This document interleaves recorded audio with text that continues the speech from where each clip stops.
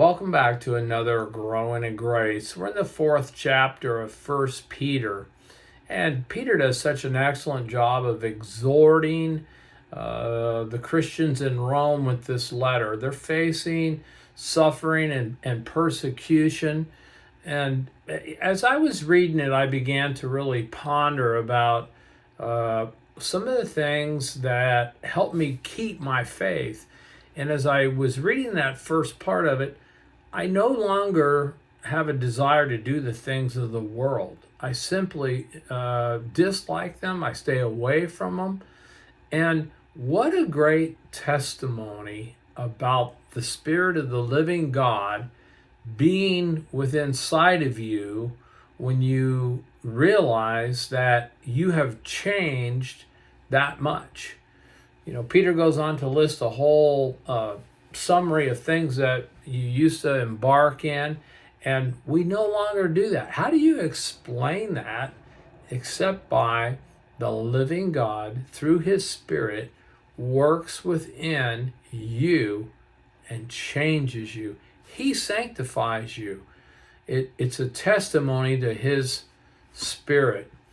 Probably the most challenging verse that I saw in here, I really like this. It says, the end of all things is near. Therefore, be alert and of sober mind, and here comes the key part, so that you may pray.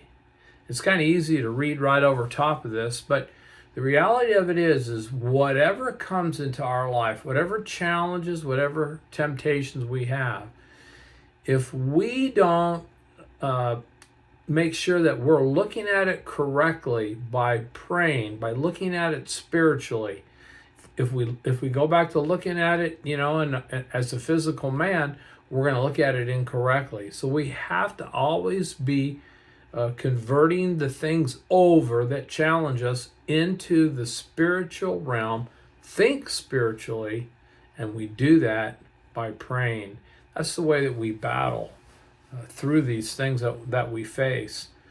I was kind of trying to also realize that to get a good perspective, to put a little electricity, a little voltage into this scene, the story that we're reading here in First Peter.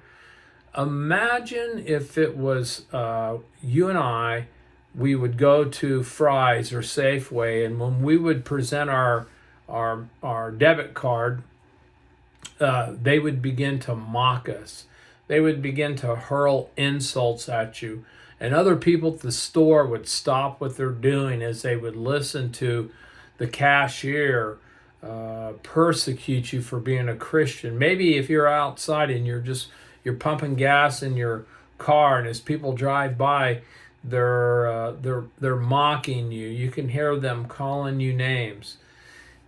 We have to be able to make this shift from our modern day culture. We don't really understand this suffering and persecution that you're reading about here in First Peter, but it was that prevalent.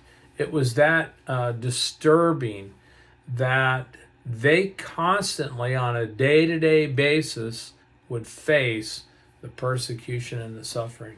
Paul does such a great job, does such a great job of exhorting them to stand firm through this suffering.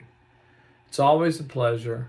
May you continue to hunger and thirst for His righteousness. We'll see you next time. Bye-bye.